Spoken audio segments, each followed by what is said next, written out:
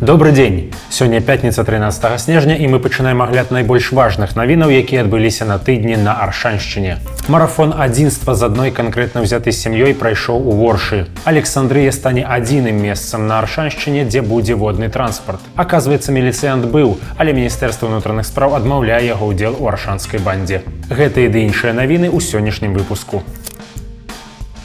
13 снежня, дзень, калі Воршы ў 1620 годзе надалі магдыбургскае права. Гэта вялікі дзень у гісторыі, які, магчыма, у будучай свабоднай Беларусі будзе яскрава адзначацца ў Воршы. Дзякуючы таму дакументу, выдадзенаму каралём Рэчы Паспалітай, Ворша атрымала права на самакіраванне. Заўважым, што расійскія гарады ніколі падобных правоў не мелі. Менавіта таму розныя маскоўскія ўлады, якія панавалі ці моцна ўплывалі на беларускую палітыку ў пазнейшыя стагоддзі, імкнуцца сцерці памяць беларусаў пра самастойнасць іхных месцаў і адносна шырокія для таго часу правы жыхароў. Тыдзень прайшоў на Аршаншчыне спакойна. Прэс-сакратары экстранных службаў не паведамлялі ні пра пажары, ні пра значныя аварыі. І гэта пры тым, што наш рэгіён звычайна спакойным не назавеш. Таму найбольш заўважным мерапрыемствам тыдня стаў так званы марафон адзінства. Гэта цыкл мерапрыемстваў, якія дзяржава запусціла перад чарговымі прэзідэнцкімі выбарамі. У Воршы мерапрыемствы марафона распачаліся ў пятніцу і працягнуліся на выходных. Пакінем за дужкамі якасць мерапрыемству, калі аркестр грае музыку з расійскага серыялу «Слова пацана». Гэта сумнівная эстэтыка, але ж пра густы спрачацца складана. Хочацца звярнуць увагу на тое, што марафоны ладзяцца за дзяржаўныя грошы, а арганізатар іх – адна сям'я. Прозвішча гэтай сям'і вядомае. Так, арганізатар мерапрыемстваў – паэтка Ганна Сялук. Сапраўднае імя – Ганна Сергеевна Лукашенка. Яна жонка сярэдняга сына Лукашэнкі Дзмітрыя. Шмат гадоў яе не было ў інфармацыйнай прасторы, але пасля 2021 году, калі шмат творчых людзей з'ехалі з краіны, Ганна раптам стала самай запатрабаванай паэткай краіны і нават атрымала прэмію «Песня году Беларусі». Пазней Ганна створыць і сваю прадюсарскую кампанію пад назвай «Музычная медыякампанія», якая адразу пачала атрымліваць дзяржаўныя заказы. 30% у кампаніі належаць управленню справамі прэзідэнта. Само сабой, кожны артыст медыякампаніі мае ў рэпертуары тэксты Ганны Сялук. І гэтыя песні актыўна круцяцца па дзяржаўным радыё. Якасць гэтых песень можна ацаніць з дапамогай сацыяльных сетак, дзе папулярнасць бачная па колькасці праглядаў адпаведных ролікаў. Хаця па радыё і тэлебачанні песні круцяцца актыўна, у сацыяльных сетках іх папулярнасць мізэрная. Затое тая самая музычная медыякампанія атрымала дзяржзаказ на правядзенне марафону адзінства.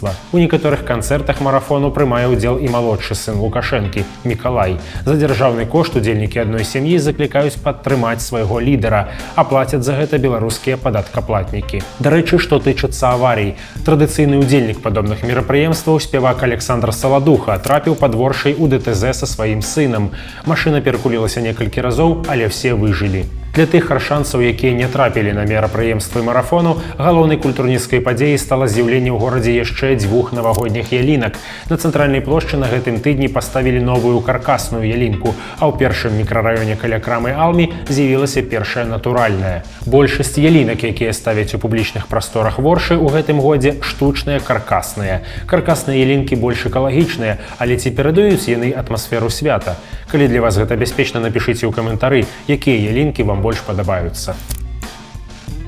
Выканкам абвясціў новыя грамадскія абмеркаванні. На гэты раз тэма «Паром на Дняпры». Пра запуск воднага транспарту па аршанскай частцы Дняпра гаворка ішла даўно. Гаварылася пра варыянт запусціць турыстычны карабель з Воршы да Шклова і нават да Магілёва. Быў варыянт арганізаваць водна-транспартнае спалучэнне паміж Смаленскам і Воршай, але все гэтыя варыянты так і засталіся выключна на словах. Што тычыцца новай ідэі, то паром павінен злучыць Копысь і Александрыю, адпаведна Аршанскі раён са Шклоўскім, а Віцебскую вобласць з Магілёўскай. Задума выглядала бы цікавай, калі паром перавозіў бы турыстаў, але калі азнаёміцца з дакументацыяй, то з'яўляюцца вялікія сумневы ў тым, што паром зможа акупіцца. Па-першае, паром з'явіцца наўпрост каля моста, які злучае названыя вёскі. Калі мост будзе закрыты на рамонт, то паром гэта сур'ёзны паратунак для мясцовых, але пра закрыццё моста пакуль нічога не паведамлялася. Па-другое, у Копысе жыве каля 600 чалавек, Прыблізна каля 600 пражывае і ў Александрыі, а паром зможа перавозіць па 60 чалавек за раз. То бок насельніцтва вёсак павінна аж занадта часта карыстацца паромам, каб ён мог сябе акупляць. Таму калі гаворка ўсё ж не ідзе пра закрыццё моста, паром можа стаць дадатковай нагрузкай на бюджэт, як і шмат якой інфраструктуры, якая ўжо адкрывалася ў Копысе, а потым закрывалася праз яе невзапатрабаванасць. Такі шлях прайшлі некалькі кавярняў, хлебапякарня і нават сырзавод, які толькі сёлета аднаўляюць. Хлебапякарня ў праекце. Падобна, што ўлады спадзяюцца адбіваць выдаткі на турыстах, але ж Копысь не стала вялікім турыстычным цэнтрам. Шмат турыстаў тут бывае толькі падчас фестывалю «Александрыя сустракае гасцей», які ідзе 2 дні на год. Сумнівна, што за 2 дні паром зможа зрабіць гадавую касу. Пры гэтым сама ідэя з'яўлення воднага транспарту ў раёне цікавая. Грамадскія абмеркаванні будуць доўжыцца да 26 снежня. Да гэтага дня кожны жыхар рэгіёну можа выказацца на такую спрэчную, але важную тэму. Онлайн-спрэчка паміж выданнем «Наша Ніва» і Міністэрствам унутраных спраў зноў актуалізавалася на гэтым тыдні. Гаворка пра банду аршанцаў, якая рабавала фуры на поўдні краіны. 5 яе ўдзельнікаў арыштавалі ў траўні. Тады ж «Наша Ніва» паведаміла, што ў банды быў дах сярод сілавікоў. Яна нібыта атрымлівала наводкі ад супрацоўніка крымінальнага вышуку Докшыцкага РАУС Міхаіла Згірскага. Міліцыя запярэчыла, адмовіла ягоны ўдзел у бандзе, але не дала падрабязнасцяў. У мінулым месяцы ўдзельнікаў банды асудзілі, пра міліцыянта на лаве падсудных нічога не паведамлялі.